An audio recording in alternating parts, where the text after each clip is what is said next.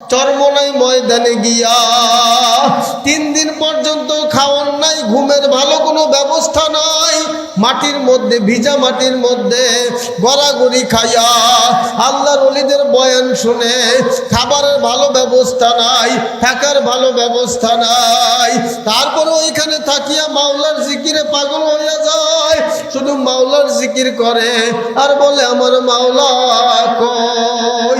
মাওলাকে খোঁজার জন্য, মাওলাকে পাওয়ার জন্য বান্দা যখন চরমনাই ময়দানে গিয়া, উজানের ময়দানে গিয়া মাটির মধ্যে, ভিজা মাটির মধ্যে, কাদা মাটির মধ্যে গড়াগড়ি করে, খাবারের ভালো ব্যবস্থা নাই, থাকার ভালো ব্যবস্থা নাই, প্রস্রাব পায়খানার ভালো ব্যবস্থা নাই, তারপরও ময়দান ছাড়ে না, ওই কাদা মাটির মধ্যে গড়াগড়ি খাইয়া শুধু মাওলাকে খোঁজার জন্য পাগল হইয়া যায়। একজন বান্দা যখন মাওলাকে পাওয়ার জন্য মক্কা মদিনা দৌড়ায় আর বলে আমার মাওলা কই।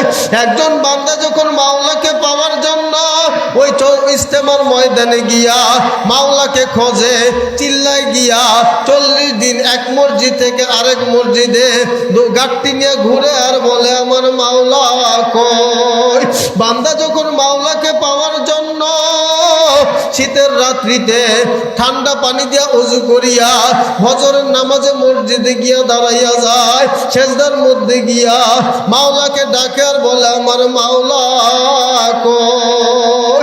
বান্দা যখন মাওলাকে পাওয়ার জন্য পাগল পারা হইয়া যায়, মাওলাকে খোঁজার জন্য চেষ্টা শুরু করিয়া দেয়, মাওলার রাস্তা তালাশ করা শুরু করিয়া দেয়, তখন আল্লাহ বলেন ওয়াল্লাযীনা জাহাদু ফীনা লানাহদিয়ান্নাহুম সুবুলানা।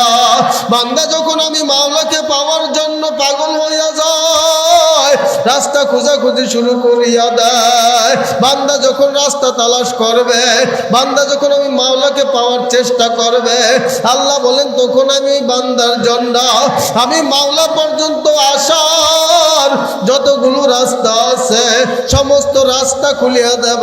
সকলে জোরে জোরে বলি সুবহানাল্লাহ।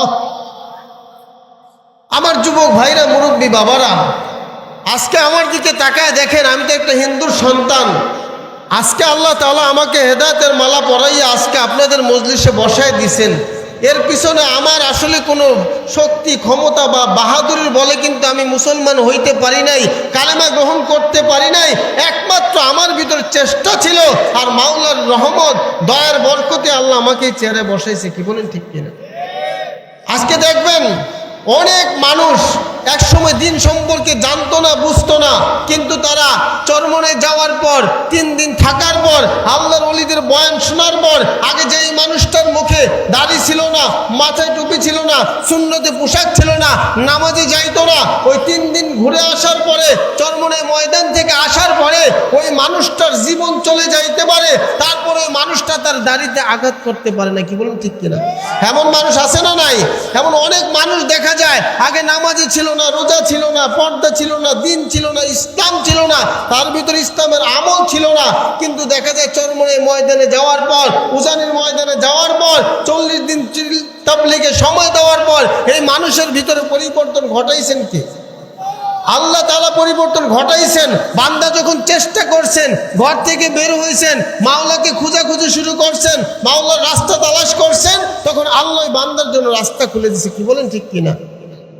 নাইলে আমার মতো একজন মানুষ কোনোদিন এই স্টেজে বসবো, এই চেয়ারে বসে বয়ান করবো, আমি তো কোনোদিন চিন্তাও করি নাই। কিন্তু সবসময় একটা চিন্তা করতাম, আমি দুনিয়াতে এসেছি একদিন, এই দুনিয়া ছেড়ে আমাকে আর একদিন যেতে হবে কি হবে না।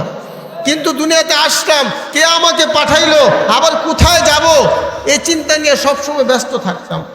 আমার যুবক ভাইরা, মুরব্বী বাবারা, আমি যে আয়াতগুলো পাঠ করেছি এর বিস্তারিত আলোচনা করতে গেলে অনেক লম্বা সময়ের দরকার। বেশিরভাগ মাহফিলে আমাকে যেহেতু শেষে রাখা হয়, মন খুলে 2-2.5 ঘন্টা বয়ান করে সম্পূর্ণ আলোচনা শেষ কমপ্লিট করতে পারি। কিন্তু আজকে এখানে আমি বয়ান করার উদ্দেশ্যে আসি নাই, বয়ান করার জন্য আসি নাই। এখানে আমি আপনাদের মতো আজকে শ্রোতা, যেইখানে আমার শায়েখ আসবে, যেখানে নায়েবে আমিরুল মুজাহিদিন বয়ান করবে, যেখানে উজানির হযরত বয়ান করবে, এই মাঠ, এই ময়দান আমার জন্য ওয়াজের ময়দান নয়, এই ময়দানটা আমার জন্য নসিহত গ্রহণ করার ময়দান। তারপর আসছি কেন, বসছি কেন? মুরব্বীদের নির্দেশ, মুরব্বীদের কথা তো অমান্য করা যায় না, যায় নাকি? আপনার